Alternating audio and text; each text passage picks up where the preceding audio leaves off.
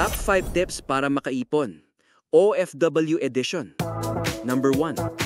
Hindi mo obligasyon ang buong barangay. Huwag kang masyadong galante. Hindi kasi Santa Claus na may payslip.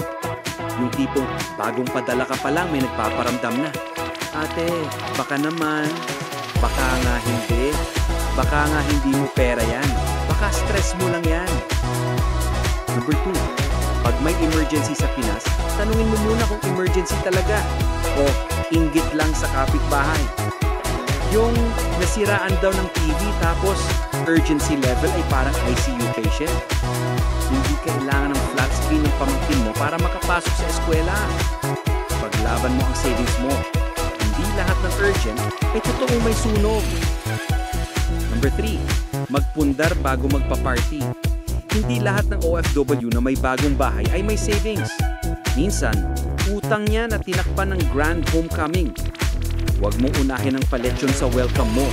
Unahin mong may ulam ka pa in next year. Number 4. Huwag kang magpa-Anchorly account ng buong angkan. Laging may pautang muna.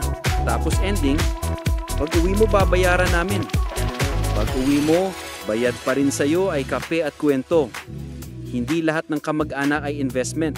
Minsan, sila pa ang nagpapabagsak ng currency mo. Number 5. Hindi ka nasa abroad para magpasikat. Nasa abroad ka para di na bumalik sa hirap. Yung kahit mahal, bili na lang kasi deserve ko. Deserve mo rin ang pahinga, retirement, at hindi maging sad tita or uncle na walang ipon. Kung puro padala ka sa iba, anong natira sa'yo? Reels ng reunion na wala ka?